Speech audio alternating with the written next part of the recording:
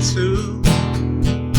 Sipping and roasting, yeah, that's what we do. Set 'em up, knock 'em down, make that cherry glow. Whiskey and cigars, the gentleman's cologne. Cheers, y'all.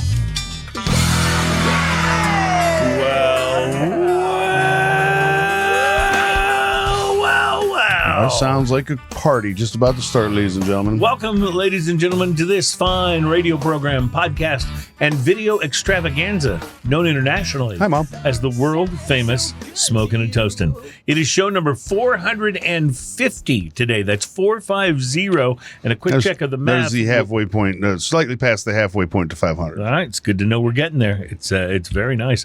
We are excited to be with you today. We have a great show planned for you, but then again, we always have a great show planned, and sometimes it happens and sometimes it doesn't. So we'll just see how this one sort of plays out. Best laid plans. Yeah. On today's show, we're going to taste Matthew McConaughey's tequila.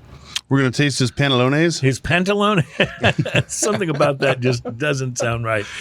Maybe I should present that differently. Matthew McConaughey, a famous movie star, is one of many celebrities who's got his own spirit, and he has released a while back, it's been maybe a year, Pantalones tequila, and we have the Anejo of Pantalones. See, I thought that was SpongeBob's tequila. See, what I love about Matthew McConaughey, if you look at like any other celebrity who's gotten involved with a tequila, it's been like, Casamigos, or it's been something, very, very Spanish, very regal, very royal. And Matthew McConaughey was like, I'm going to go with Pantalones, which is Spanish for pants. I feel like if you ask him, what's your favorite word in Spanish? He was like, well, that's why I named it. That's why, exactly. All right.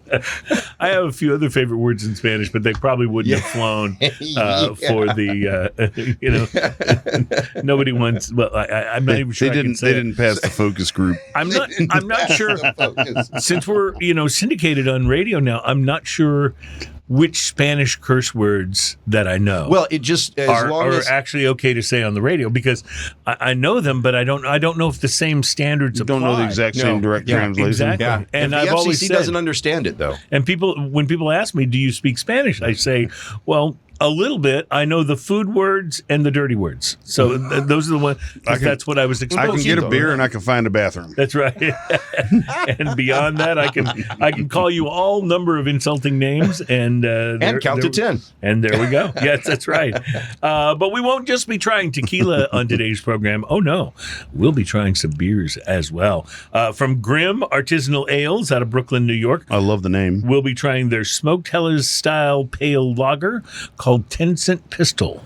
10-Cent Pistol, I love it. Then there's a Black Keys song called 10-Cent Pistol, which I really like. I don't know if the two are related in any way, or if 10-Cent Pistol is just a thing. Is it a thing? I don't know. I don't know. From Parish Brewing Company, one of our absolute favorites. Man, that's hard to go out wrong. Of Broussard, Louisiana. They keep coming out with these variations of Ghost in the Machine, and I've got the latest one for us today. It's the DDH, or double dry hopped Ghost Daydream. It is an oat cream double IPA. Wow. So that should be interesting. Now, is that a collaboration with someone? I know this one's just Parish, I believe. Okay. Because some of them have been collaborations. Yeah, which has been kind of cool, actually. It's been a lot of fun, too. But, I mean, it's hard to go wrong with anything that they make. And from McAlester, Oklahoma, and the return to this program of Prairie Artisan Ales. Prairie. We'll be trying their bourbon barrel-aged Imperial Stout called Cheesecake Marty. Looking forward to that. Sounds like that could be really good. Prairie, they do great sours and they do great big beers. Mm-hmm. They don't do. I don't know if they even have do like anything else. A lager or an IPA, or like they just do all this crazy stuff, and it's a lot of fun to check out. So we will be doing that. We'll be talking about some cigars to watch for, and we'll be bringing you some of the favorite things that we do here on the program, including the most popular segment on the show, which we do in the second hour. It's a thing we call Drinking News. We bring you a story from the news that sometimes, but not always, involves drinking, but is always best enjoyed if you've been drinking. And by then, we'll have had at least a couple of these show beers from Eureka Heights, the Von Wolfhausen. Yeah, so very excited to get there and bring you drinking news. We'd like to point out Pilsner, Vienna, and Munich malts join forces in this malty German face beer. Crisp and easy to drink, so you can eat way more pretzels. Pairs great with a little sausage. And we are eating pretzels. We are eating pretzels, little peanut butter pretzel bites. Little peanut butter pretzel bites. And we panicked a little when we came into the show because we saw that we were almost out. But thankfully, Terry knew where a whole new container was. So, but our drinking news teaser headline for today's segment, which will be in the second hour of the show, the teaser headline is... Now that's a Happy Meal. I watched sure what to say about that. I watched Crocodile Dundee this weekend, by the way. Just now that you said that. Oh, and here's our teaser headline for the Drunken Fact, which we'll bring you in just a couple of moments. That's a fact that's fun to pass along at a party after people have, done a little imbibing. Our Drunken Fact teaser headline for today. Will.i.am, you're a blockhead. Now, if that doesn't make you wonder what it's going to be about, I don't know what does. I mean, I'm getting a Black Eyes P vibe, maybe. Yeah, Will.i.am. Yeah. Will.i.am. You're a blockhead, kind of a Charlie Brown. What was the other guy? It was Apple D and Will.i.am and some other dude. I don't know. They had the weirder names. Apple D App. Yeah, that was right. And Will.i.am and God, what was and Fergie. You know what I find most interesting about this whole conversation, though, is that we're all referring to Black Eyed Peas in the past tense. Like, they're so no longer relevant that we're saying, and who was that other guy? Yeah, exactly. Plus, we'll talk to you a little bit about some cigars to watch for. And we tried to get to this last week, but Taboo. Taboo. Taboo was his name. Oh, okay. Yeah. All right. That's right. We'll try to get to this this week as well. How to sip Guinness like you've done it 1,000 times. I'm just saying, let's get it started in here. Okay. I think that's so bad. It's just like I was trying to work out a way to get my humps, but that's just not. It's much harder to work that one in. I love that Will Ferrell movie where they're ice skating, and he says, "That's what we're going to sing. That's what we're going to ice skate to is my humps." You know what? Which is, and then hearing him like recite part of it, is brilliant. My lovely lady. So I just realized that I left the beverage of mystery in the other room. So I'm going to get the beverage of mystery. You guys talk amongst yourselves. For those of you who don't know about the beverage of mystery is a beverage that one of us brings in, and the only person that knows what it is the person, as Cruz always says, is the person what brung it. Yes, and it is sometimes good, and a lot of times not very It is, however, good. Always questionable. Yes, it is always questionable. Always questionable. All right, so it's got a lovely color to it today. Reddish hue. Is it iced over? Last week, our beverage of mystery was a little too warm. So this week, I stuck it in the freezer, just waiting for us to get ready to start the show. This is going to be... over. So we may not be able to drink this for another segment. We have a slushy. It looks wonderful. See, now that's how I like my beverage of mystery. Frozen solid. There's a skim of ice across the top of it. And I like it with lots of carbonation. That seems like that has carbonation and lots of ice. It reminds me of my favorite line from the song "It's Martini Time" by the Reverend Horton Heat. Oh yeah, where he says, "Make it with a layer of ice this time." See, now this might make it better. Well, it might. I mean, if it's not good in the first place. All right, so we'll wait a moment for that while we try to allow it to thaw just a little bit. And maybe, Terry, you can get us started on the Drunken Fact while we wait. All right. And now it's time for another Smoking and Toasting Drunken Fact. And once again, these started out as drinking facts, which were facts about drinking. We kind of ran out of those, so we changed it to the Drunken Fact. And these are good facts for you to like have lodged in your brain somewhere. And when you're at a party, people are drinking, you can drop this knowledge on them, and they will look at you like you're, someone who all knows the party things. People in the house will think you're amazing. That's exactly right. Our Drunken Fact for today: in the Peanuts cartoons, Charlie Brown's little sister Sally was voiced by Fergie from the Black Eyed Peas.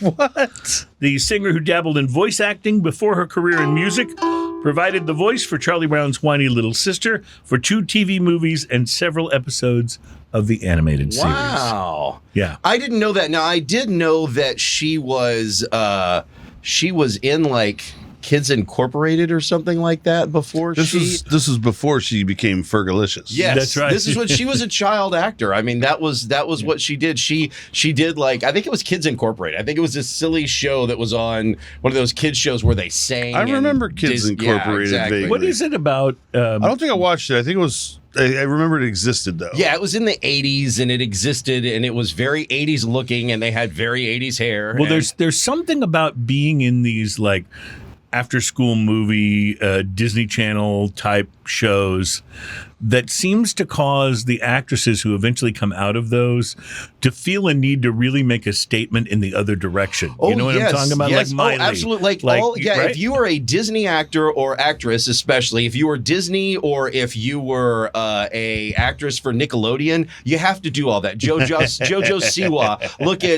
Look at the girls from The Descendants. They're having to do different things. They were playing girly things when my daughter was younger, and now that she's in high school, they're having their music career on Lifetime movies and things like that. It's a big difference. It's got to be when your movie career consists of Lifetime films or the Hallmark Channel, you have to kind of say, hey, at least I'm working. Right? I mean, you've kind of made it. Kind of, sort of. Yeah. They need a kind of celebrity to be in those. At least one kind of celebrity. Yeah, exactly. There should be a whole separate Meredith level Baxter of the Birney. Emmy Awards. That only airs like on the History Channel or something. Like the Emmy Awards B section. Right, exactly. These are the honorees from the Hallmark Movie Hall of Fame. Yeah. Oh gosh, those things are terrible, and you inevitably wind up watching at least one of them around Christmas time. Oh, Like, you didn't mean to, but it happens, and you're just there like embarrassed. Why is there a for damp yourself spot in the corner of my eye? I don't understand what's around happening. me. Yeah. Oh. Is she going to get reunited with her long lost twin sister? I just don't know. How do we got off on this? I don't know. We haven't even started on Matthew McConaughey's Tequila yet, and we're already talking about Lifetime Movie Awards. Honestly, I think I was just waiting for the beverage of mystery to thaw. We were. I think we're going to have to get to the next segment before we even try it. I don't know. It's just iced down, right? Well, maybe so. It's got a layer of ice on the top, kind of like a good martini. Tried it. It's not bad. Oh. He's already in it. All right, so we're going to go ahead and jump into it then? Do we have It's time? fruity. Yeah, I mean, I mean, it actually. if you want, okay, yeah. so this smells great. The beverage of mystery. Okay, I just took my first sip because you can't really get much on the nose because of the layer of ice. Yeah. I actually really like this. It's not bad. This is delicious. And the ice is just helping it so much. It reminds me, remember when you were a kid and you were really, really thirsty and you got some Kool-Aid that just hit the spot? That's kind of what that reminds me of. This is actually quite delicious. It tastes like a cranberry seltzer or something like that, but no smells sugary. No, it nothing. smells like fruit punch. Yes, It really Like does. fruit punch but like a Kool-Aid? good fruit. Because sometimes fruit punch is a negative thing. Mm-hmm. I think in this case it's a positive. Yeah. You have a question for me, Ian? Is that a beverage of mystery in your pocket, or are you just happy to see me? Well, I hope it's a beverage of mystery because it's kind of mangled, and I would hate for that to happen to any other things in there. This is called Neutral, N-U-T-R-L. It is vodka, seltzer, and real juice. Wow. Vodka with real fruit juice, sparkling water, and natural flavors. It's actually, It's black cherry. and there's no artificial sweetener in this at all. It's quite No. good. No. It really just seems like really vodka and Yeah. it's I'm going to enjoy this during the break. We'll be right back. It's This is Smoking good. and Toasting. Hang on because we taste Matthew McConaughey's tequila coming up.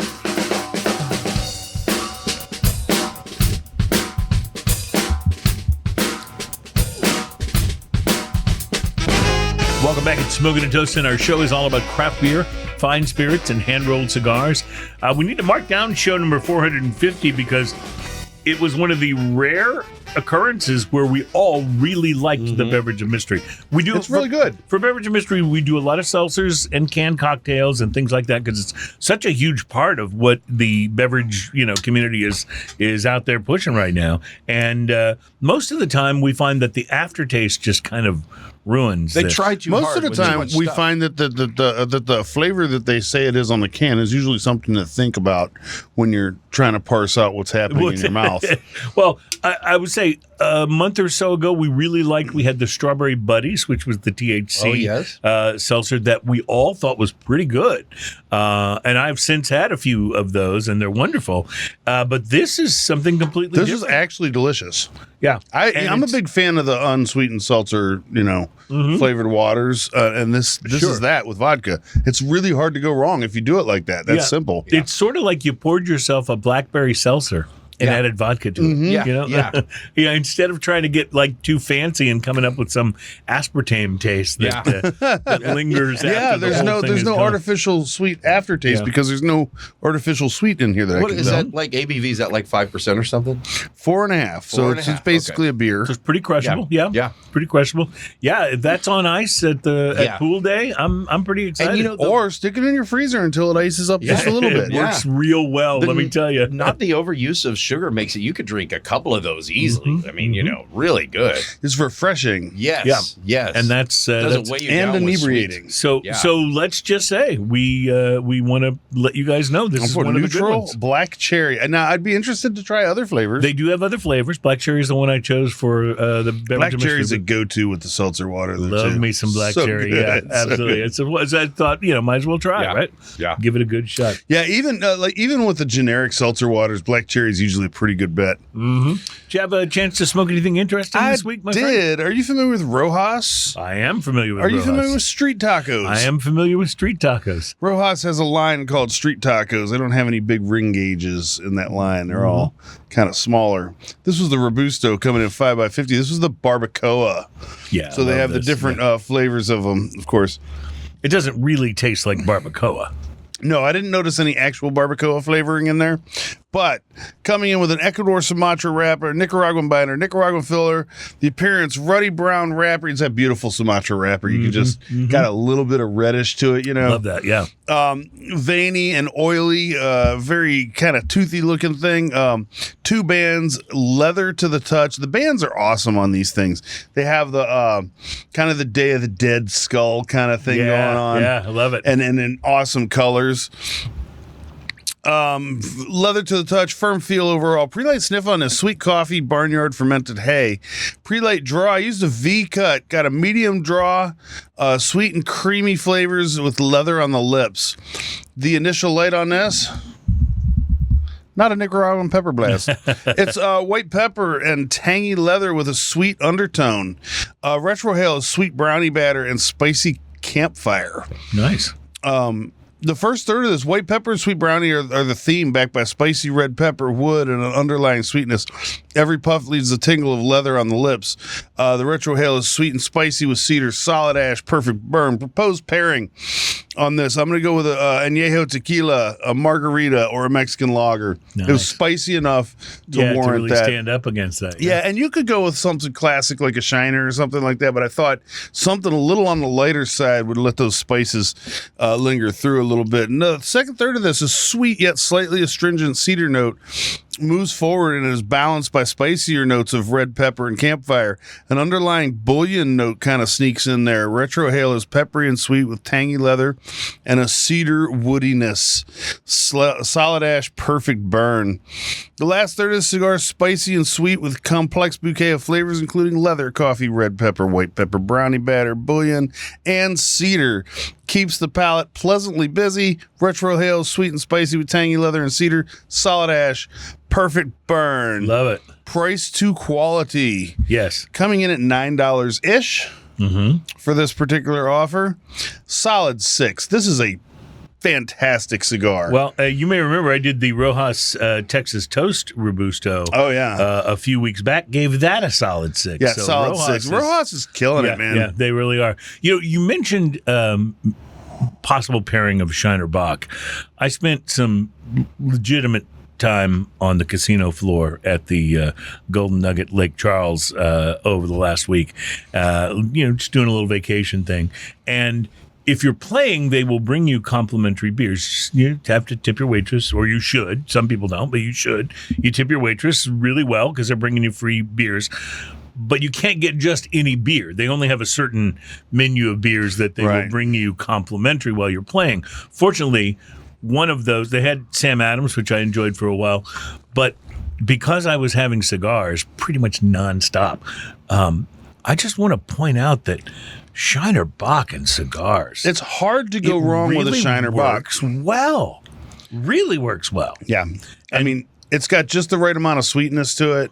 And enough boldness. But it's got enough boldness, and it doesn't have that, often, and there's even a little bit of this in the Sam Adams Boston Lager. There's just enough of that hop bitter that it kind of works against the cigar a little bit, but not so with the Shiner Bock. So yeah, just wanted to mention that's a thing, man. That is a thing. If you want to down some beers and enjoy a cigar, Shiner Bock's a pretty safe bet for you. And there are other. I bet this Von Wolfhausen would have a similar. I've had many cigars with this Von Wolfhausen. Thanks to Eureka Heights, by the way, our show beer sponsor for this month. We appreciate them. I'll tell you about the cigar I had to smoke this week coming up in just a few moments, and we're going to get into some beer tasting, including from Grimm, their 10-cent pistol. It's a Helles-style pale lager. I'm excited to try this.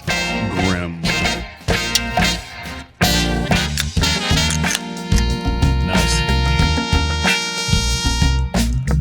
Welcome back. It's Smoking and Toasting. Our program is all about craft beer, fine spirits, and hand-rolled cigars.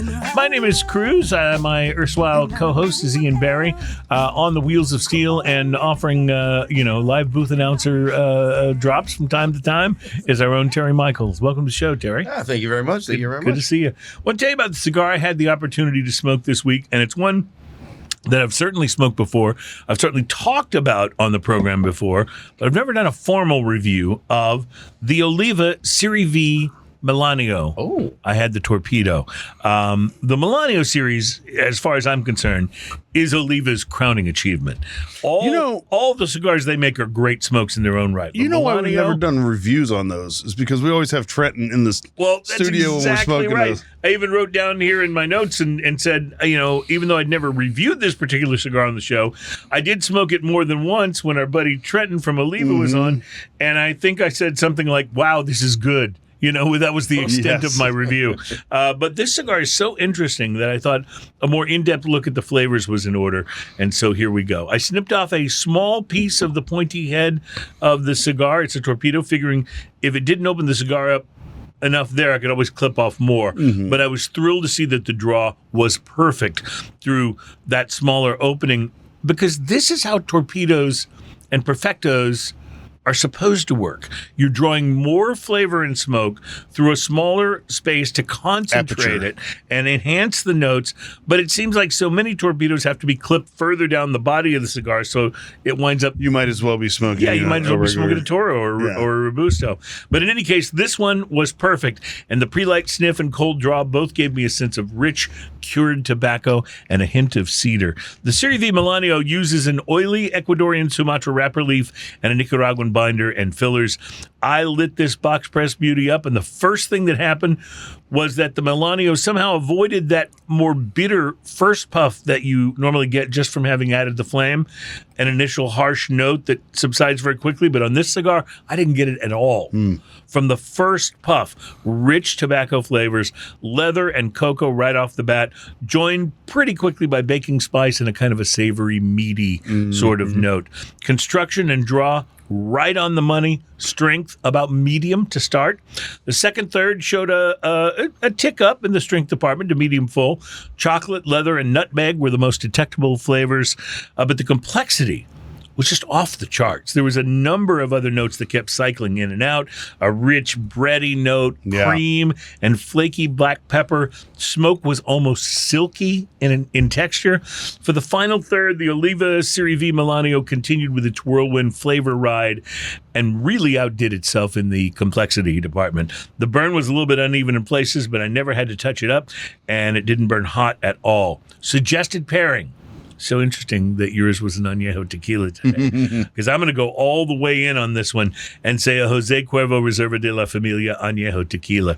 This is a first-class cigar, and it deserves to be paired with something really excellent, or maybe like some of that Booker's that you brought to the show. Yeah, last that Booker's week. is good. Would really, really work. In short, this baby is a flavor bomb. It's not cheap, but it is definitely not overpriced. Retail on these is around $15 a stick, but you can occasionally find them for less, and if you do, pounce on them, because this is a great cigar. Even at $15, one of the best cigars I've smoked in a long time. Price to quality, 6. Nice. Yeah, solid. Too Solid 6. high price to quality today. Price to quality scales scale from 1 to 10, and if you get a 5 on this scale, you're getting exactly what you pay for. So Right. if you get above a 5, you're punching a little above your weight class, a little below. Might still be a good cigar, but maybe it costs a little more than you think it should. Right. So with this one, let's just say at full retail, at $15 a stick, this competes beautifully with any $20 cigar I've You're ever putting it smoked. up there with the Plasencia Almafuerte just about. Yeah, absolutely. And it's a worthy competitor in that space. And what's crazy is they even have variations on it that have undergone a little more aging, or they're in a little different shape. Yeah. And those are wonderful too. So Oliva, man, you just cannot go wrong with Oliva. There's Serie V, and I like everything Oliva makes that I know of. Their Serie V is such a premium, and it's such a go-to for me at all times. I love their Serie V. Agree. And they now make it in so many iterations. They make it with the Melanio. They make it as the anniversary editions. Is the 130, is that The 135 is also a 135, Serie yep. V. Yeah. So they have all these different things, and they're so good. Every one of them. These guys, and not just because Trenton is a friend. But, And their Master Blend. Master Blend. And Master Blends have become very inexpensive now. The Master Blend Serie 3, you can pick those up online for like $5-6 And a stick. there's something about the Master Blend Churchill that just, and I love all the Master Blend sizes, but that Master Blend Churchill is the I gotta give me some sweet Churchill. See, spot. I usually go for the Toro, so I gotta The get some Churchill is a sweet spot on a Master Blend. Love it. Speaking of sweet spot, or maybe it's not sweet. I don't know. This is a Hellas Pale Lager. Grimm. But it is smoked, and it is from Grimm Artisanal Ales. They are based in Brooklyn, New York. It's called 10 Cent Pistol. Got a very interesting little can design there. And you are ahead of me on research on this. What are your thoughts? Well, on the first sip, I was like, I don't think I like it. Mm-hmm. On the second sip, I was kind of like, pretty sure I don't like it. It's so smoky. It really is. That's what that is. It's almost like a peated whiskey. It's so smoky. Except It for I like is. peated whiskey. This is No, but you're right. That's this exactly is what so I was trying to smoky. place. It was a peated whiskey. It has that peated whiskey taste. If you've to me. ever over smoked your food, Oh yes, and that's possible to it do. has by the that way. kind of. It almost turns soapy to me. It has a little bit of that going on. I'm going to agree with you here. I don't think this is nearly as good as I was hoping. I was hoping for kind of a light smokiness. There may be, and I know Shiner did a smoky, did a smoked beer for a while. I was not a fan of that either. I think it's just me when it comes to smoked beers. I'm not a big fan of it unless it's very gently smoked. I'm kind of like that with peppered beers. Like I know there are some people who like them, but You mean like spicy peppers? Yeah, spicy I'm the pepper same way beers. with that. Yeah, I'm like, if How you, do they do this? how do they smoke Is this it? is it like a smoked thing, or is it like a flavoring? There's not a lot. I'm guessing. I don't know. It's got to be something to do with the hops. just I would smoke guess. the malt probably. Or the malt maybe. Yeah. Maybe the malt is smoked. I don't know. I mean, but that's agree how with you. that's how whiskey's done. Is they smoke the malt. Okay. Well, I'm glad we tasted this. I'm glad to know what it tastes like, and it's not like completely like It spit leaves it a out, little bit sort of a pavement taste if you in my like mouth. it, and you're having a barbecue that night, then it would probably go good with what's on the. It might actually go with a cigar. I will say that. It's possible, and it might be also. You're right. It might be like if you're having this with barbecue or you're having with something. It might be like a situational thing. Like I'm not a big fan of Sapporo I mean, if you had unless I'm eating Unless you're eating sushi, or you know what I mean. And then I right. kind of like it, Yeah. Yeah. No, I'm with you. but I'm never going to reach for it on its own. yeah. Very, very interesting. This is. It's very unusual for us to not rave about our first beer. I think the anticipation of getting to beer number one helps us bring more excitement to it. But I agree. I don't dislike this, but I don't know that I would buy another one. Yeah, no, but if I had my face in a barbecue that day and, already was immune to a little of a smoky smell and stuff, it might work. Man, it could also be that's the first beer of the day kind of feel almost. The first, I don't know, second beer of the day because we've been drinking Eureka Heights. Yeah. But that wasn't smoky. Nope. It totally changes the flavor of the Von Wolfhausen when you Oh, it does. Yeah. Wow, it kind of flattens the flavor profile. It kind of does, doesn't it? That's very interesting. So, you know what? I'm all about trying different and experimental beers. It feels quality overall. Yes, it does. Like I don't feel like this is a sad attempt at something. I just feel like maybe it's just not for me. Yeah. So if you really like a smoky beer, like something with a lot of smoke into it, maybe that's for you. Or like Terry said, if you're barbecuing, maybe this will go great. Might go good with it. I'm picturing as a flavoring beer. Can you imagine that on cooking your brats in that? So that might be good. Yeah. Yes. I mean, I'm just picturing those sausages on the grill. When they start to sizzle and pop a little bit. It's like that's food porn for me. Is what that is. That's wonderful stuff. For those of you wondering why you would have beer and grill, you boil the brats in the beer first, right, and then you finish them on the grill, right. And do you then give any consideration to drinking the hot dog flavored water? The hot dog water, the brat water, the hot dog water. I don't know about that. I'm no big fan of Limp Bizkit, but their album title, Chocolate Starfish and the Hot Dog Flavored Water, one of the greatest album titles of all time. I have no idea what's going on, but I just think it's wonderfully poetic in a way that Fred Durst normally isn't. By the way, and not to get into this because thank God we don't have time, but there's a whole Limp Bizkit resurgence going on. Are you aware of this? No. Yeah, they're everything from the 90s. They're right. All that sort of new metal stuff is becoming hip again, and Limp Bizkit's like riding the front wave of that. Apparently, they even have new music. Wow. Yeah.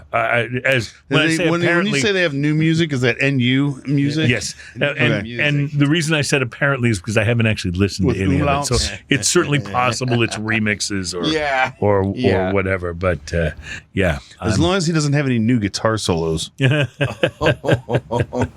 long as Fred Durst just doesn't speak on the microphone, I think we'll all be better off. Is kind of well. Just remember, I mean, today we're in a day where Blink 182 is kind of heralded by the. So just remember where you are. Yeah, you're right. It's a very strange time in music. I can attest to that. So this has been a very interesting first beer. Like we usually are not that sort of down on, I guess, the first beer. But you know what? Usually the first beer doesn't have that much of a flavor to it, like a non-beer flavor, something that's been added, pepper, an adjunct, smoke, if you will. Yes, exactly. Something extra. By the way, big congratulations to Michter's. The whiskey has been named the world's most admired whiskey for the third straight year by an expert panel, according to an article in Forbes. What does that mean, most admired? Most admired. The first ever American brand to be named number one on the Drinks International list of the world's most admired whiskeys. To many in the industry, they say that recognition marked a milestone in global spirits, signaling American whiskey status in a space that was historically reserved for top Scotch and Japanese producers. So the panel of 100... Japanese do make good whiskey. A panel of 100 independent global drinks buyers, journalists, bartenders, and whiskey experts from more than 20 countries. They asked these experts to name 10 brands they admire most in descending order based on the following criteria: quality and consistency of whiskeys in the brand's range, price to quality ratio across a brand's portfolio. So this may be part of why Michter's does so well, because it's not a hugely expensive, overpriced whiskey. Yeah. And then strength of the branding and marketing. So it wasn't until we started talking about it. Yeah. So, right. So here's their top 10. Number 10 was Lafroig. Number delicious. Number 9 was Hakushu. I don't know that one. The number 8 was the Macallan. No. 7 was Bruichladdich. No. 6 was Maker's Mark. 5 was Compass Box. 4 was Ardbeg. 3 was Hibiki. 2 was the Yamazaki. And number 1 was Michter's. That's crazy. I've had all, but I think one of those. Two of those. You haven't had Hakushu, right? No, that one I haven't had. And did you have Hibiki? Hibiki I've had, yes. I think I brought Hibiki on the show. I was going to say, I'm trying to remember. But you've had Yamazaki. Mm-hmm. So which one? Oh, Compass Box maybe you haven't had? I've had Compass Box. No, Okay. I guess it's just the one. Okay. Well, you are our resident, whiskey expert, unless, of course, Chris Anybody else Hart shows up. joins the show. Notice how it doesn't take much to unseat him as the whiskey expert. Chris is here. You're demoted to number 2. You're the backup quarterback. I'm more of the hardware side of whiskey. I'm the drinking side of the whiskey, Yeah. not the analyzing side of the whiskey. But the side of whiskey that Chris is whiskey that you can't buy anymore that I'm going to bring on the show to talk about. Yes. That's the side of whiskey that Chris is on. But I miss him. I haven't seen that guy in a while. Hope he's doing okay. I need to reach out to him again, because every once in a while I reach out to him and he's like, "Oh, I've been busy," and that kind of stuff. I need to reach out to him again. We had some comments in the I forget whether it was YouTube or where it was, but said that nobody cares about those guys, including him. But I care about him. I think he's a lovely fellow. That guy. Yeah, absolutely. All right. Well, I think we got to take a break here and return, because we have a lot to talk about, including, by the way, the sort of theme of the show today, which is tasting this whiskey this tequila from Matthew McConaughey. And I'm really quite excited about it too, because I like him. I genuinely like him. Like, as celebrities go, you can find something to dislike about almost anybody. Can't really find anything I dislike about McConaughey. I want to hear him just read that. Tequila Pantalones. Anejo Organico. I love it. I'm thirsty already. Let's do it. All right. All right. We take a break and we return. It is Smoking and Toasting.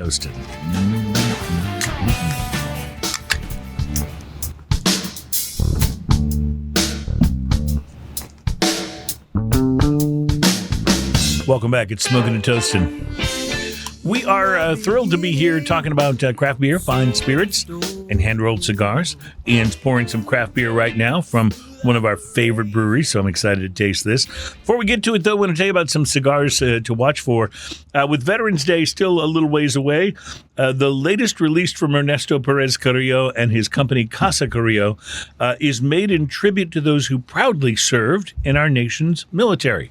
It's called Battleborn. It's a limited edition cigar expected to begin shipping to retailers the middle of next month. The project was inspired by a man named Lionel H. McCoy, a two-decade Navy veteran who's a petty officer, second class, who served on aircraft carriers in the USS Midway, Forrestal, and the Dwight D. Eisenhower during the Gulf War and Operation Desert Storm. He is currently working at Casa Carrillo as their shipping manager since 2017. Wow. Battleborn's made in the Dominican at the company's Casa Carrillo factory and includes one thick size, a Toro called Warrior, measuring 6 by 56. It's intended to be a full-bodied blend, and Battleborn consists of a Connecticut broadleaf wrapper, 2 binder leaves, 1 Mexican, 1 Nicaraguan, and Nicaraguan fillers. Suggested retail of $22 a piece. Production limited to 2,500 dark green 20-count boxes, topped with a camouflage lid. Now, EPC has been putting out quite a few of the a little more pricey and small runs and limited cigars. Yes, they have. And they've been great. Forged in strength, built in honor, designed to perform. That sounds like either a really happening cigar or a movie with Chris Pratt in it. One of the two. I'm not sure which. The Garcia family at My Father Cigars is now shipping their new Honduran smoke to retailers. I don't know if you remember this, but at the beginning of this year, one of the things I predicted for the cigar industry is that we'd see a lot more emphasis on Honduran more Honduran cigars, and we have seen that from EP Carrillo. Now we're seeing it from the Garcia family. This is called My Father Blue, and these were first previewed at the PCA trade trade show back in April. But it is not only the first My Father made with Honduran tobacco, but it signifies the Garcia's committed expansion into Honduras as they're growing their own leaf and making the cigars in their own factory there, a 78,000 square foot factory. All started 3 years ago when they quietly purchased about 890 acres in Talanga, a region of central Honduras about 2 hours away from the cigar-making capital of Danlí. The intention was to start cultivating Honduran tobacco and to diversify their portfolio of cigars, which at that point had been almost entirely Nicaraguan. So you're just seeing more and more of this, and I'm pretty excited. These are going to retail for $9 to $12 depending on the size, and it uses a Connecticut Rosado broadleaf wrapper, and all of the tobacco comes from the Garcia's Honduran farm. So very I'll be cool. looking out for that. Yep. I'm a big fan of all of My Father cigars. Oh man, I just took my first whiff of this, and it is dank and juicy and wonderful on the nose. This is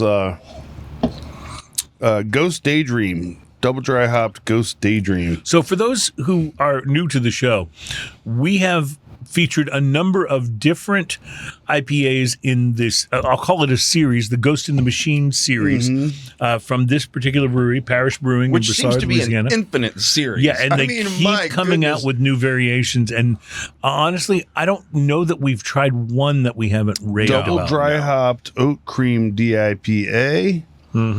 Citra and Cryo Citra, oats and milk sugar. So I can tell the Citra hops because Citra has a little bit of super funk on the finish. That's what that and is. you can pull that out of there. I'm sorry, did I say Citra? I mean cryo. Did you say cryo hops? Cryo. Yeah, cryo And has Cryo that. Citra.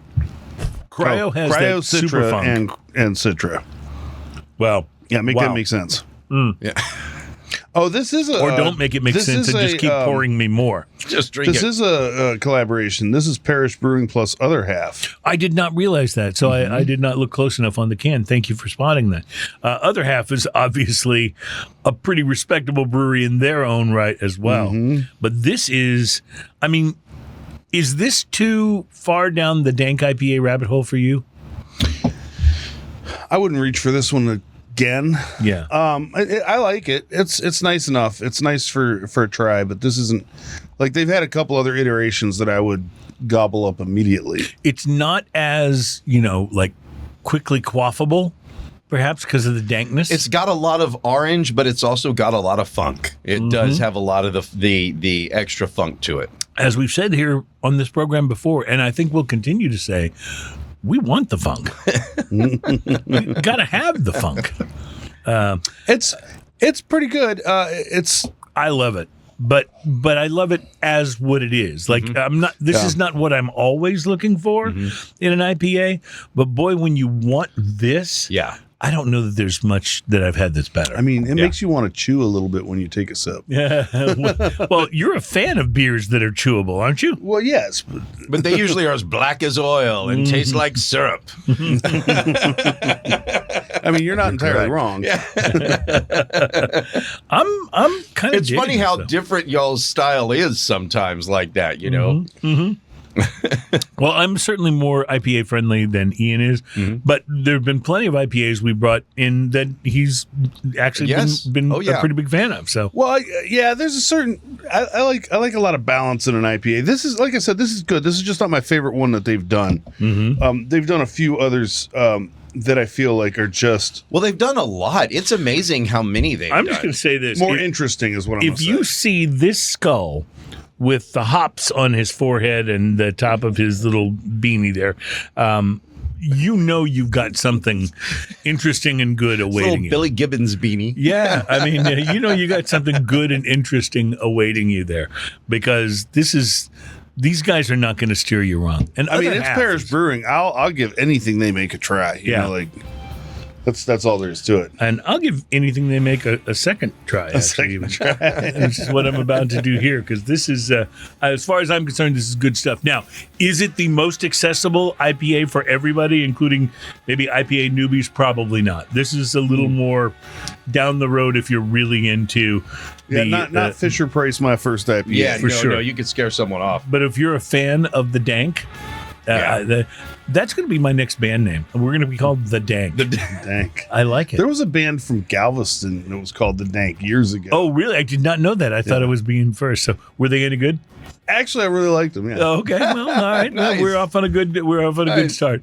I'm sure I will form a band. I'll have a number one hit. We'll make millions of dollars, and then they will Call sue it me. Leprechaun Fancy Pants. They will sue me and get all of it. Oh, there you go. That's what will happen. So, all right, we got to take a break. Hour 2 is coming up. Drinking news is around the corner. Plus, we have more beers to try and some Pantalones.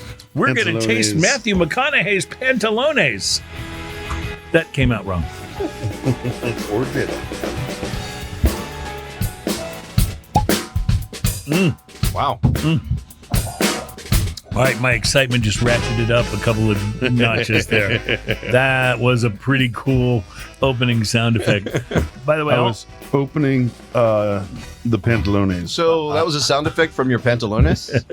from him opening his Pantalones. So, yeah. Excuse me while I whip this out. Yeah. While Ian is pouring the Pantalones, which is Matthew McConaughey's tequila, and we're trying the Anejo, and it is, by the way, Organico. And I did not add the O at the end of organic. They did. So, I do want to point out that because this bottle was brand new, yeah. and the Oh no, we're having to bring in the So we had some cleanup spillage. This is why and the neck wasn't so completely often clear. I try to clear Wow. the neck when I bring these things Wow. in, because it I'm can just saying. lead to spillage. Look at that. It can lead to spillage. Wow, that's a good pour. I mean, I'm a little reluctant to pass that good pour on to Terry, I have to say. I'm pretty sure we can get you a good pour. Okay, very good. While he's doing that, I wanted to share with you guys a good pour of the Pantalones. I wanted to share with you guys an article that I found on tastingtable.com, which is a really nice website. And the author of this article, Martha Brennan, is Irish. And she points out that since moving to the United States, she's learned that being Irish here gives you an automatic authority on all things Guinness. I could just hear someone saying her name. Yeah, exactly. Yeah. Irish. Yeah. And while not every drunken leprechaun stereotype is true, she says, they do know a few things. The Irish do know a few things about stout. In case you're wondering, the way you pour it is so important, you can tell the difference between drafts in Ireland and everywhere else. Wow. This is what she claims. Now, what do you think about that claim, Ian? I think it matters. You think it does matter? I think it does. Do you But think you the remember- pours are better in Ireland than everywhere else? Well, so they probably do it. Is that more the often. technology or is that just the person I think pouring it's the it? bartender, yeah. Could be both, but I've heard from everybody who's ever gone to Ireland that it is different there. She says in this article that it's so important that you can tell the difference between drafts in Ireland and But Guinness I will drafts tell you abroad. that you can tell the difference in the way it drinks when you go to a bar that pours it properly versus a bar that doesn't. I will agree with that. And if Totally. you remember when we had the Guinness rep on the show, and this was quite a while back, he said you have to pour it hard, and I said yes. As a matter of fact, what I do is just dump the it. glass upside down, Uh-huh. and he was fascinated by that. I was like, yeah, and it makes a perfect pour as you pull it out. Yeah. In addition to the pour being incredibly important, our Irish author says there's a proper way to sip a pint of Guinness. And in fact, I can do it in slightly under 5 seconds. the first sip is the most important of the entire drinking experience, according to Martha Brennan, our Irish article writer. I wanted to say it something. comes in a 1-sip glass. For you, perhaps that's true.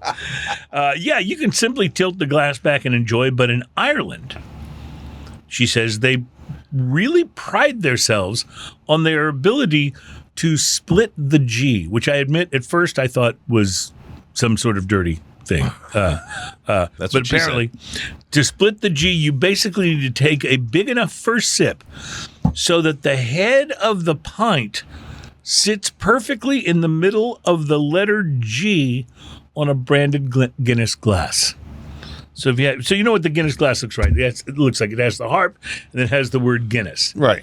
And according to this Irish woman, to split the G, you basically take a big enough first sip so that the head of the pint now drops down to where it's right across the middle of the G in Guinness. The head Wow. or the beer line? Well, I don't know.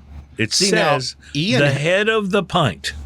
Yeah, I think it's supposed to be I think it's supposed to be. You're supposed to see the white head of the Right. pint, where So you're the supposed to bottom of read the head, Guinness right, and the in top. Right. that head right there. Some people think that taking a big gulp of a fresh pint will actually create a more pleasant drinking experience because it helps to get rid of any extra foam quickly, allowing you to really taste the beer. But after that, the way you enjoy your Guinness is really up to you. There's an old wives' tale that it should be drunk in 4 sips, but she says that really isn't true. She says seen many people do it at the various pubs she's worked at and drank at over the years, but once the G is split, you don't have to worry about much else. This is a huge, like, I did not Is know that like this. cleaning the cube? What's going on? Right, yeah. Like, This is splitting going to the take G. further research, my friend. Well, I think that your thing is that you're comparing it to your Guinness glass, which has Guinness written on the very bottom of the glass. Yeah, And right. in one so, gulp. So in yes, one gulp, exactly. yes. You yeah. finish that. Exactly. Guinness, she says, actually tastes better once it settles, so drinking it slowly is not a bad thing. Oh. Well, you have to be patient because if they pour it properly, it is settling for minutes after you set it in front of you. And she also says at the same time, you never want to nurse your pint, as we say. This is mainly because locals in Ireland will mock you. But also because it tastes best cold, so you don't want to have the beer warm up too much. So fascinating. I don't think she told you the secret, though. The secret is that all the pubs in Ireland are hooked directly up to the Guinness factory. I think But that's see- true. I think that is actually true. There's just a pipeline to straight them. pipeline. Straight there. So the question is, says serves best served cold, but cold is relative because it's supposed to be not cold like we keep our refrigerators. I will admit, I still love cold beer. 29 degrees. I know I'm supposed to drink more of it at room temperature and stuff. But man, I like it about Yeah. as cold as we had the beverage of mystery with a little ice floating on top. yes. That's how I like it. I just do. It's But, better like that. But I will settle for room temperature tequila. And we have poured some Pantalones tequila. This is Matthew McConaughey's. This is the Anejo. This should be the good one, right? The most aging. It's a sort of a straw color, not a deep orange, more orange,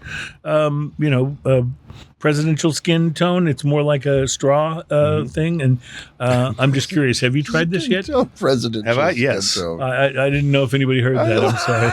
I loved that. The man is orange. Come on. I don't care who you Presidential skin support. tone. The man He is is orange. bizarrely orange. He looks a little more like this can. Yeah, there you go. Yeah. I love this on the nose, by the way. It's I'm just gonna say I like Chris. I like Matthew McConaughey's pants. yeah. Yeah, that's good to know.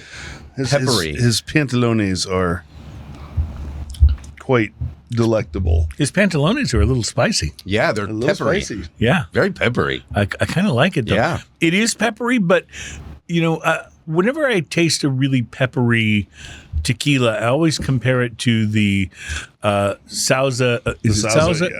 The Sauza Anejo, which is delicious but very peppery. And this is not as peppery as that. In fact, there's more of the vanilla and caramel flavors coming through, but there still is quite a bit of pepper. Yeah, Matthew McConaughey's signature is as sloppy as mine or more. Oh, did he sign it on the back? I think I missed that. Oh, there he is. It's his signature. Yep. There it is.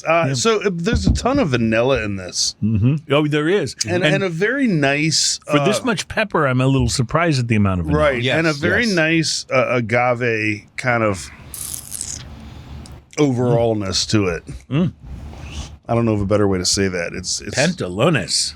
That's how I say Pantalone it. is pretty es muy bueno. It's great for whether you are or aren't wearing pantalones while you're playing your bongos in the living room. That's right.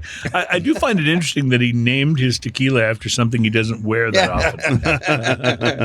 but hey, it's to each his own. No, this is quite good. So I could now. Yes. This to me is begging for a cigar. Like this I can would see be that, yeah. very, very easy to match up with a nice medium bodied cigar. Oh, wonderful. That master blend I was talking about earlier. Yeah. In fact, you guys enjoy the rest of the show. I'm going to go have a smoke. Oh, wow. I'm digging this. This is quite good. And you know what? It wasn't. I'm going to be honest. I don't remember the exact price, but it was not outrageously expensive for an añejo. So I'm going to guess this at about $60. You think it was that much, I or think was it? Terry's searching it now. It may have been right If about that. only there was a device. Yeah. And of course, One if day it's- we'll be able to carry supercomputers in our hands so we can simply ask questions. But remember, if it's on Instacart, they add like $30 to everything you buy. Okay. Pantalones It looks like Anejo. at Specs we've got $49.99. Oh, okay, so that's They even have better. the Blanco at $39.99. Okay, and so That's for $7.50. I haven't tried that, but I bet that would be good for making margaritas. Yeah. If it's got any of this pepperiness to it and this, It leaves a really nice, like kind of black pepper, kind of mineral water aftertaste in your mouth too. It's really like lingers in a wonderful way. it does. There is a minerality to it, but it doesn't take away from the pepper. It doesn't take away from the vanilla. It doesn't take away from that little bit of caramel and almost molasses, slight molasses note that you get from this. So my favorite Anejo tequilas are the ones that lean heavy into the vanilla and There's the a caramel. slight powdered sugary kind of note. Yes, there is, especially after the finish, kind of what it leaves on the palate.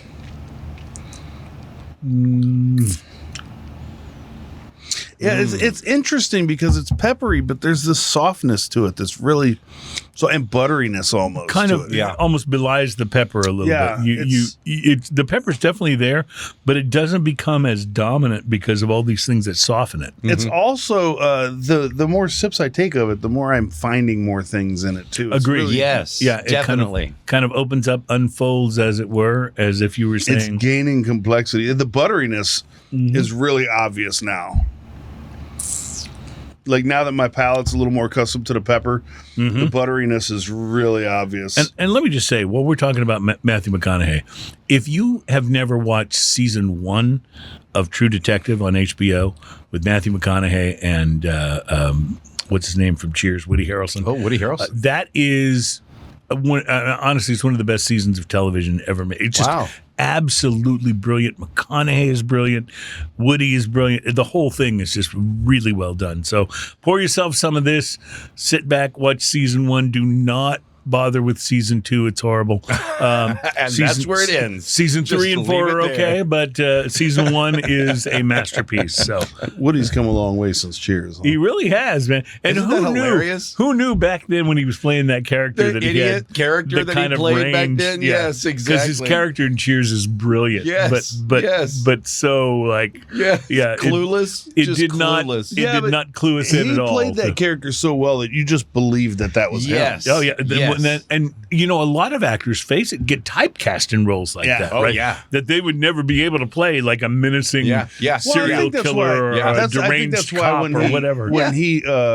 when Cheers ended, he immediately went into stuff like Natural Born Killers, Right. Yeah, I think and you're things right. that were very opposite Yeah. Yeah. of that. Also, the fact that Cliff Clavin has made such a... I mean, how many millions of dollars? That man must be so rich off of Disney movies. Oh, He's yeah. the voice of, like, a character in each Everything. one of the Pixar movies. I mean, he's the truck in Lightning in the Cars Yeah, yeah. movies, you know? And what you have to love about Cliff Clavin is that everything he said, if you go back and go through every episode of Cheers, everything his character said has spawned a separate conspiracy theory that lives on today. Yeah, because the stuff that he would say, those facts that he would quote Yes, at the those bar, crazy- you're like, yeah. what? What? Yeah, there's people that believe him now. I Yeah. love that. Yeah. I love that. Conspiracy That's so theories great. everywhere. It's Yes. it's like almost like it was meant to be. Thank you, Cliff Clavin. Now the guy who plays a dinosaur. Yeah, now you a little take toy dinosaur. now on you Toy take your Story. Mesopotamian dinosaurs. Yeah, So, I bet they have he a was whole always fascinated with Mesopotamia. I don't I know bet why. they have a whole string of those on YouTube where it's just all of Cliff Oh, that- Clavin's. right? That would be You know, Conspiracy that'd be quite theory. a fun few to watch. years back, I did go and rewatch all the Cheers, like Oh, in wow. order. And it took a little while, but I binge watched like all the Cheers in order. And Yeah. and I did that was with- Did it hold quite up? Good. Yes, I did I that did it with pretty Night good. Court and I liked it. I did that with friends and found it to be mostly like even more hilarious than I remembered, and a few episodes were really kind of frightening. You know, it's like, whoa, did they really go there? Wow, that didn't age well. But you know that happens. Good for them for being daring, right? Yes. Yeah. All right, we'll try to be daring with drinking news coming up in a couple of segments here. Plus, we have more to tell you about Well, just we'll talk about pumpkin beers next. How about that? Beers. Yeah, the best pumpkin beers according to Forbes. We'll bring that to you next on Smoking and Toasting.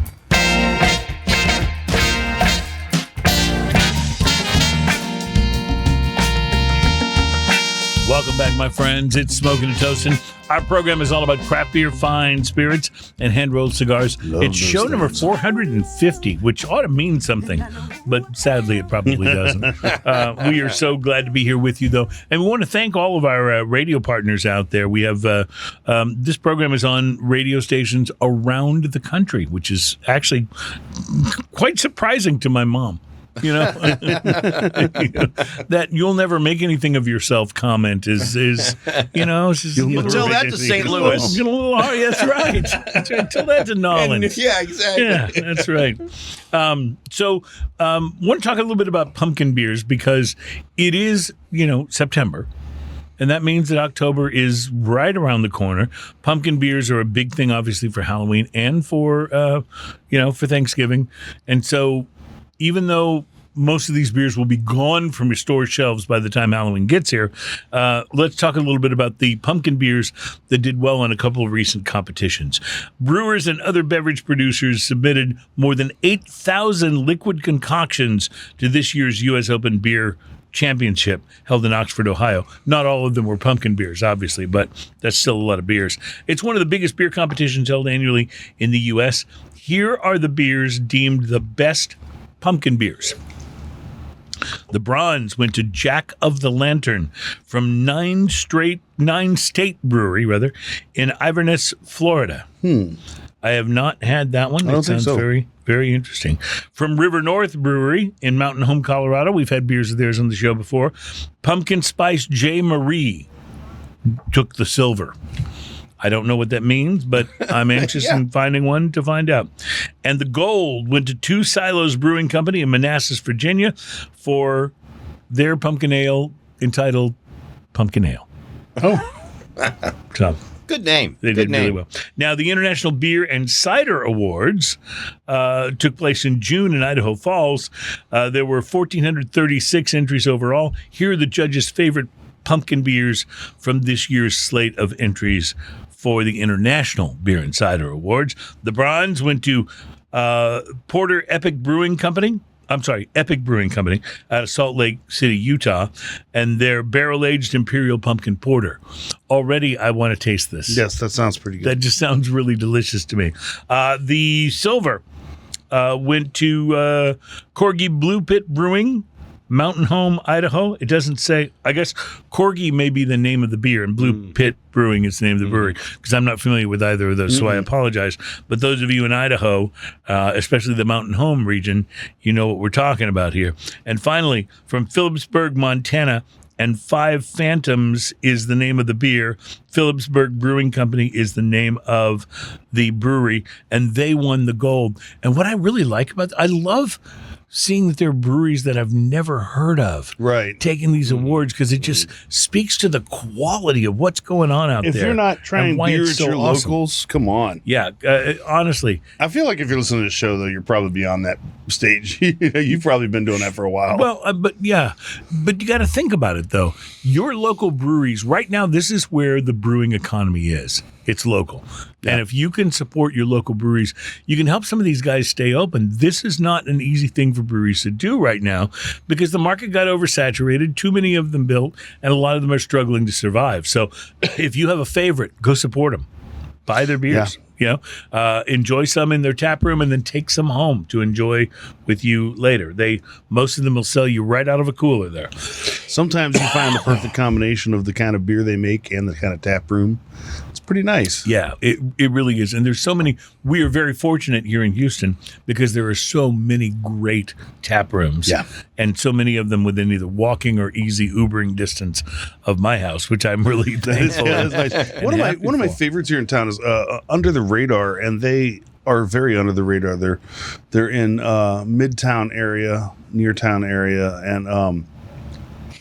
and they're the perfect they're the perfect amount of not too busy at all times. Right, and this is called Under the Radar. So Under the Brewery. Radar is the name of the brewery. Yeah. Okay. And they make I don't some think I've sampled pretty this stuff. solid beers. Yeah. Yeah. Their beers Yeah. are What have you really had nice. there that you've loved? Man, their porter is called Porter Authority. Oh, I like that name. I like that name already. It's quite Porter good. They always have some really good beers on tap though. I love that. And so many times when you go to visit, even if you go to visit a really small, out of the way type place, sometimes there are some absolute gems in their, in their tap selection. So I absolutely love it. And I love the other thing I want to encourage all of you to do when you go to a restaurant or a bar and they've got a really well-developed beer selection, make sure you tell them how much you appreciate that if you're a beer fan or aficionado at all, because it is so easy for restaurant beer managers and the people who are responsible for putting that menu together. It's so easy for them to just let Anheuser-Busch do it for them. Yeah. And then you end up with Buffalo Wild Wings beer menu where you have like something in a neighborhood of 27 taps and 2 of them are and good beers. 2 drinkable beers. That's right. And it shouldn't be that way. If you've got that many taps, I understand you got to have some of the mainstream beers on there. 100%. There's an appetite for that. I get it. But that doesn't mean you can't start sneaking in a couple of these. Can you imagine getting like a really great porter at Buffalo Wild Wings? Right. How insanely good that would be. Be so nice. Or Buckle Bunny is a cream ale. Oh, yeah. With wings, with like some spicier wings. Yeah, oh, buddy. how great would that be? Oh, see, I'm getting hungry and thirsty here. But it's a good thing because we have one more beer to try. It is from Prairie Artisan Ales, and it's also just about time for drinking news. This is Smoking and Toasting. We will be right back.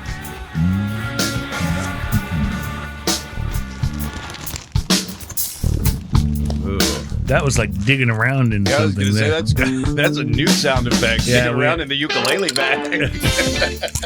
Now, if you played that one for us on the sound effect, we would never guess digging around in the ukulele bag. I feel like we should record it and add it. Yeah, that would be like, there'd be some dude like, finally, Yeah. I've been looking for a digging around in the ukulele bag sound effect and nobody has one, and finally they do. It's just what I needed. Just what I needed. Oh, man. Well, digging around in the someone to bleed. I'm sorry, what? digging around in the ukulele bag sound effect may be helpful in our next segment because my friends, and I don't want to catch Ian by surprise because he's pouring a very dark and oily he liquid. dug around for everything but the ukulele. Yeah, the ukulele right, bag. He's like mesmerized by Look the at how darkness beautiful this is. of the liquid that he's pouring, and he has yet to pick up the ukulele. But we will just keep going. we will need him to do that because, my friends, it's time Look at that. for drinking news. Drinking news. I was just waiting for you to introduce me. Now it's time for drinking news. Now it's time for drinking news. A Florida man with one arm said he had a gator for a pet. When asked about his absent arm, he said, I had to take my gator to the vet. drinking news. Now it's time for drinking news. The little giggle at the end was really nice. It's the best, yeah. Love me some Brianna. Welcome to Drinking News. It's the segment of the program where we bring you a story from the news. It may or may not be about drinking, but it's always best enjoyed if you've been drinking. And before we get to today's main story on Drinking News, I'd like to cover something that happened last weekend right here in my own hometown of Houston, Texas. Now, I recently bought a new bicycle, which I thought would be a great way to get a little more exercise and be a fun thing to do. I've even thought about participating in one of those organized rides that happens from time to time for cyclists in our city. But the one that just happened, The Moonlight Ramble will be coming up pretty soon here. well, the one that just happened drew a hard no from me. It was the Houston version of the World Naked Bike Ride. And while, Oh, no. And while I do admit that I kind of love the idea of letting it all hang out while I do my own little tour de no pants, Sounds like a good idea until you see it. I just don't think I'm talented enough of a bike rider really to pull that off. Listen, I love riding a bicycle. Yeah. But I can't imagine Yeah. trying to put any pedaling in with Yeah. no with no support. With no support. Thank you. That's There a better you way. go. Mhm. I'm sure I'd be distracted enough by all of the visible breasts that I'd run straight into a light pole or something. And even that doesn't concern me as much as the potential of just staying upright. I mean, it's bad enough getting your shoelaces caught in the bike chain. Can you imagine getting a body part caught up in there? Oh, my God. No, thank you, Lady Godiva. I will sit this one out. You guys go on with your bad selves, and I will be waiting for you at the Gatorade stand. But our main story on today's Sorry, I just have this visual of some older ladies who happen to be the knee hitting the breast. Anyway, What I love was that if you're not watching the video, you missed Ian's hand motion there, and it was priceless. It was priceless. My coin purse is caught in the chain. But our main story of today's drinking news involves the birth of a child in an unusual place. A very pregnant Michigan woman with Michigan's a crazy place to with have the unfortunate name of Alice Rotunda was being driven by her husband Kevin. It's unfortunate. She was being driven by her husband Kevin to the hospital rather, because the baby was on the way. Now, as they raced toward the maternity ward in Kalamazoo, the couple began to realize they were out of time and they were not going to make it before the Michigan woman gave birth. this is when the man realizes that he's playing both pitcher and catcher in this That's right. particular game. And so the husband, who may or may not have told his wife that you deserve a break today, pulled into the parking lot of a nearby McDonald's restaurant and prepared to deliver the baby himself. I'm loving it. And so it was that baby Matilda Rotunda came into this world in a McDonald's parking lot. Paramedics arrived shortly thereafter and escorted mother and child to the hospital to make sure that everyone was okay. And the good news is that mother and baby are both happy and healthy. There's a McDonald's. There's a McDonald's you were born at. When the information was shared on social media, many people, including the mom's brother-in-law, began suggesting nicknames for the newborn. Some suggestions like Hamburger McGillicuddy and Matilda McNuggets were quickly rejected. But the one that stuck and that the poor child is likely to be saddled with for the rest of her life was McTilly. McTilly.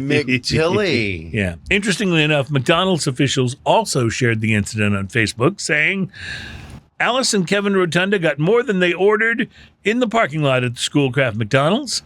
During the early morning hours of August 11th, they welcomed their beautiful baby girl Matilda under the golden arches. Hey, you never know. It could have been a full circle thing because that could have been where it started too. You're right. Hey, and you know what? There's still to go. That's where they're going to take her through one day and get her first Happy Meal. The post added, Alice and Kevin, we're glad to know you'll have a story to tell for years to come. And as for baby Matilda, she's already part of the McFamily. Something about that makes me feel a little gross. That doesn't it? seemed a little mafia-ish. While that message Protected for her whole life. While that message from McDonald's has in fact been verified, we have not been able to confirm the origin of a poem that's been posted to the socials as well.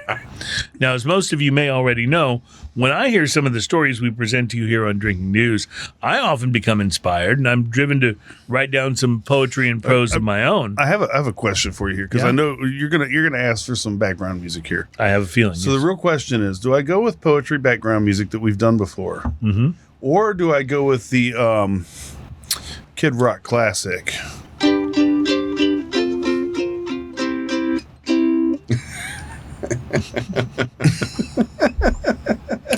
I'm still struggling with the phrase Kid Rock Classic. Kid Rock Classic. Yeah.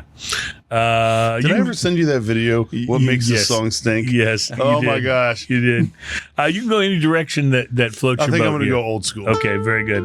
Well, in this case, it would appear that possibly one of the McDonald's employees was so moved by the miracle of life happening right there beneath the golden arches that they waxed poetic and came up with a sonnet of their own. Well, in any case, I'd like to read it to you now, even though it could be just a piece of shrewd marketing on behalf of a multi-billion-dollar fast food company just looking to get their slogan out there one more time. Still, that doesn't change the joy that we feel when welcoming a new life into this world. So without further ado, please allow me to share the pros in question. Could I get a little poetry reading music, please? And it goes a little something like this. Rotunda was so not kid gloving it. With all her might, she was pushing, not shoving it. But when they heard the child cry, there was not a dry eye, and all her husband could say was, I'm loving it. Reporting live from McDonald's. Or I think maybe it's just a little too opportunistic for the company to be marketing this to their advantage. Because I understand they may be considering including a container of breast milk in every child's Happy Meal. My name is Cruz, and that, my friends, is your... Drinking news, drinking news. That's our time for drinking news. All right, honey, I'm going to pick you up and I'm going to get a Big Mac and we'll just go on to the hospital. Run inside and grab a Big Mac before we go to the hospital. See, usually you're dealing with my prose and poetry on the show, but this time it was apparently a McDonald's employee. That's funny. Allegedly. Allegedly? Yeah. Just want to make sure we're clear. On who wrote the poem? That's right. Who allegedly wrote the poem? Don't want to cause a little extra confusion. Ian, you have poured a very, excuse me, a very syrupy looking. It's a little sludgy looking. Yeah. Wow. And I have to point out that the nose on this is a little bit off-putting. Is it a little bit off-putting? A little bit off-putting. And in what way? Tell me. I haven't sampled it. It's just a little funky. It's a little motor oil-ish, not just in appearance, but in smell. Yeah, it's not the most delectable nose. Ooh, see what's happening to you? I usually sneeze in threes, so we'll see if this caused more than that. Yeah, I will point out, however, that the taste of it is quite nice. So what is this? Is it the cheesy thing? Is it the cheesy thing that I'm smelling? Yeah. All right, this is Cheesecake Marty. It's a bourbon barrel-aged Imperial Stout, and it does have a little bit of a cheesecake flavor to it, I have to admit. I think it's the cheesy in the cheesecake. I think it is. This one's coming at you'd be surprised, though, because this is coming in at a 14.9. Oh, I'm surprised, yeah. Yeah. Shocked. Not. This is about like drinking motor oil in terms of like consistency. Yeah. And yeah, it tastes better than it smells. I will agree with that. The smell is a little off. Yeah, but so does cheesecake. But the taste, well, I mean, let's face it, cheesecake tastes better than it smells. I mean, nobody's like, this is a great smelling cheesecake. Like, it doesn't smell great. It's not one of those that has an aroma, you know, when they take the closure off. Nobody smells the cheesecake. Yeah. Amazingly, though, if you just like take a single sip of this, swallow and just wait and appreciate the finish, it really is a cheesecake flavor. I don't know how they do that, actually. I don't know if I'm comfortable with it. What is it about this that... I like the iconic New York background with the Brooklyn Bridge and I will point out also that in the illustration on the bottle, Cheesecake Marty is written across a martini glass where apparently it's some sort of cheesecake martini the guy is enjoying. Chocolate cheesecake martini. Cheesecake. There is definitely some chocolate in here. There's a guy with a hot dog cart. There's a Statue of Liberty. There's a cheesecake on a table. There's a cheesecake on the ground over here. There's a mouse with a slab of pizza. You know, that's very New York, yeah. Nice. There's a lady on a cell phone who has apparently been shopping. And a taxi Again, cab. very New York, yeah. So it's got a New York vibe to it. What do you think of the taste of this? Do you like this? I like the taste of it. I don't really like the nose of it. The nose of it is really kind of off-putting. I'm telling you, I think that's what it is. I think cheesecake's just not a smell that you smell and go, that smells good. But it's got a little bit of feet in the nose. Yeah. If that makes any little sense. bit. Did you Did you say say feet or feet? Feet. Feet. Feet. Feet. You said feet. Not like spelled with a socks. PH. Feet. Feet With is a PH. feet is never a smell you want, like when you enter a room. You know, It's a little footy on the nose. feet. But is not the good. flavor but the flavor's pretty good actually. Look how it sticks to the side of the glass too. That's like Oh yeah, that's a motor oil for sure. Yeah. All right, I've now gone back to the tequila, and it disrupts it to all hell. oh, I bet. I bet it almost completely negates the It tequila. really does. Oh, Like, you are right. That is different. and not Ladies and necessarily in a gentlemen, not good in way. any Ladies kind and of- gentlemen, welcome to the Here Smell This Milk section of our Oh, show. yeah. no that kidding. is. Yeah, because that almost isn't really working at Yeah. all. Yeah. It says it's expired by 5 days. Here, smell it. Oh, the tequila basically just tastes like pepper spray now. Yeah. Pepper spray. Yes, that's what it is. It's like, does this look infected to you? Pepper spray. Yeah. Okay. I'm gonna try going back to Seriously, the. smell my finger. You're going to try and go back to tasting anything that can get any flavor in your mouth that's not gross out of that. Okay, no, the von Wolfhausen wasn't Made it worse. a good worker. It made it worse. Let's try this very hoppy IPA. Oh, the Von Wolfhausen just tastes like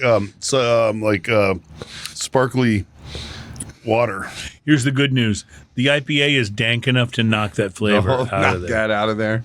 Yeah, so now I think I can probably go back and actually enjoy the tequila. This is like Enjoy your watching Tommy. Pantalones. This is like watching Tommy Holohan cheats the pee and the other thing. And here, drink Yeah. this. Here, drink Yeah. this. Once you go with the IPA, you can then go back to It fixes the it? tequila. It fixes it, yes, because the tequila goes All back right, to so being I have to tell you, we almost always just rave on Prairie. a Prairie. Yeah, I think. and I had high hopes for this because it just here's looks the thing. like a great idea. I think this is well executed.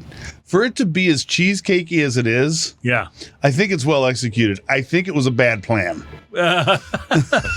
A very well executed bad plan. It's very well executed, bad plan. You got to wonder, did they go into this going, how can we make this taste like cheesecake? Or did they go into this going, let's make something interesting, and tasted it and went, it kind of tastes like cheesecake? Seriously. The like, second one's a little scarier. yeah, I know. But that could very well have been what happened, because how many times do you go into making an Imperial Stout and you go, let's hope this comes out like cheesecake? You know, I'm just saying it's not that likely. That's all I'm saying. All right, we got to take a break. We'll be back to wrap up the show and talk a little more about this Pantalones tequila Pantalones. next. My Yeah, friends. we're going to get back into the Pantalones.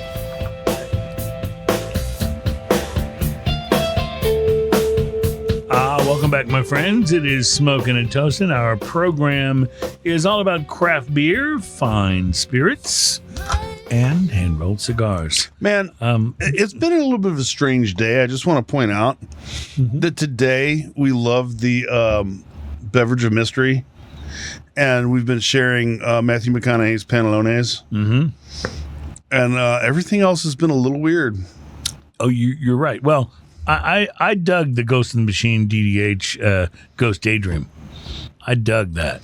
You weren't as crazy You about did, it. didn't you? Yeah, you weren't as crazy about it. You know what? It wasn't bad, but not bad doesn't always mean good too. But in this case, I would say good. Yeah, I would. I find it a little more challenging to appreciate. Yeah. Well, here's the thing. He liked his IPA. Did you like your oil can? So yeah, that's the nose is so off-putting. And actually, the more I smell it now, the more I'm just like, oh no. Yeah, no, I know what you mean. Like, But you like the taste, so why It why was, not? Why but, do you keep but the smelling more it? I drink it, the less I like it too. Oh. yeah, you know how okay. some Yeah. beverages you drink them, and like the more you drink, you're like, Yeah. okay, I'm kind of getting used to Yeah. this. I'm kind of digging it. Yeah. Yeah, this was sort of like the opposite. This And was kinda- again, it's Prairie Artisan Ales. These guys are geniuses I at will- coming up with incredible and creative new things. you I know? have already iterated, so I will reiterate. I think this is a masterfully executed plan. I think the plan was flawed. Yeah, well, it happens. It happens. I think they lost us at Cheesecake. Smoking and Toasting is heard on great radio stations around the world like WDEL AM and FM, Wilmington, Delaware, and WGSO 990 AM, New Orleans. Nice. Nice. Hi, New Orleans. Hi, Delaware. And now a dedication about a dying dog. We're in do you Delaware. do that so well? I grew up. Casey Kasem was my hero growing up. Seriously. He was mine too. It's just he was shaggy. Yeah, right. No, you're right. That when I found that out, it took a little bit of it's kind of like when you find out. Zoinks. It's kind of like when you find out Santa Claus isn't real. It's like that. Wait, moment whoa, where you're what? Next thing you'll tell me is pumpkin ales aren't supposed to come out till October. Yeah, well, crap happens, as they say. They don't really say that, but you know what they say. So I just want to go back to something here, though.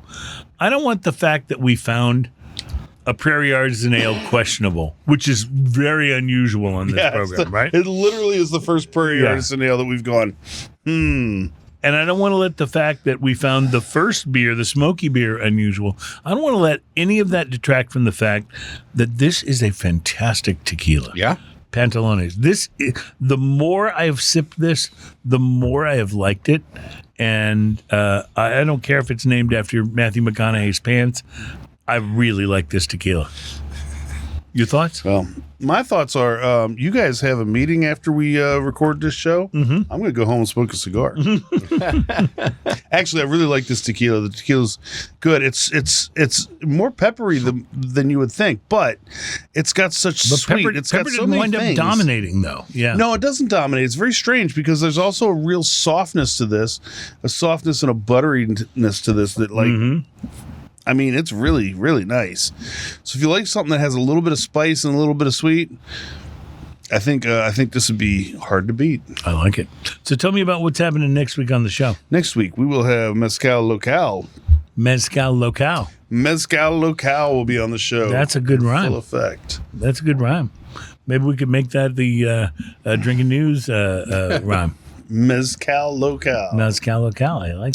So the representative will be in full effect in our studio. You have met the representative before. Yes, so I understand. This is a new gig for this particular rep. Yes, right? so this will be our friend Roberto coming in his new official aspect as a. I love when somebody goes to work for a company. It's not that they didn't like the product before, but now they're a representative for the product. He right? shaved his beard and he's wearing a suit. That's what I'm talking about. Like he's going to come in weird. He's going to come in here looking like Diego Luna from Andor, right? He's going to come in here and we're going to be like, dude, what happened to you, man? This is rocking. Yeah. But we do have that to look forward to. We love Ansberto. I just mentioned the name of my wife's massage therapist. But no, Roberto he's like family. Right? Yep. He's been on the show more times than I can count, and even though they haven't always been invited, it's still been somehow pretty pleasurable. It's worked out. Well, he works with some local. Not local. He works with some smaller brands. A lot of times when they come into town, they'll call him and ask him to create an event. To help create a bigger splash for them while they're here, create an event for him, and he'll go about setting up a place and making sure he puts the drink menu together and stuff like that. So it's really fun for him. And he's great with cocktails. But this is just one step further in his master plan to take over the earth. I love that he was with us when we went down to Eculent. Yeah, because I love seeing his mind get blown by the different cocktails that they made down there. That was so fun because he's usually on the other side of that. He's usually blowing people's mind with his cocktails. Well, all I have to say is if you're a male in the Houston area and you want to take a female out and impress the crap out of her, you got to go and do some of these cocktails at Eculent. Oh, man. Because this is like, wow. This is like way next step stuff. Yeah, it's outrageous. And go back and check out that episode if you haven't heard it. We were all just blown away. Yeah, we were geeking out. And we're just having the time of our lives sitting there smoking cigars and enjoying the whole thing. It was absolutely amazing. It was absolutely wonderful. Well, I'm really excited about some of the shows that we have coming up. Like you said, we'll we'll be talking a little mezcal next week, and that's always exciting because that mezcal is one of the fastest growing categories of spirits out there right now. Mezcal is growing by leaps and bounds in a time when, drinking is actually slowing down a little bit. So, well, this is one of those things. This is like, you have champagne and you have sparkling wine. Mm-hmm. And I think this is the sparkling wine of tequila, so to speak. But people are starting to get what it actually is. I have friends that are like, oh, have you tried mezcal? I'm like, yes. Like, I love mezcal. Cool. I'll bring some over. I've got some great ones, I've got a great one that you gifted me, actually, that I've made it about halfway through. Before it was just something you found in Hunter S. Thompson's suitcase. Exactly. And you went, I'm taking this. All right. I want to thank you guys for being here for part of Smoking and Toasting, show number 450. We will be back for the much less monumental show number 451 next week. And we look forward to you joining us for that because we have a lot of good, fun stuff coming up. Roberto will join us and we will do mezcal. It'll be an experience, I promise. Have a great week, my friends. And until we meet again, I love to say to you, cheers. Cheers, y'all. We'll go outside.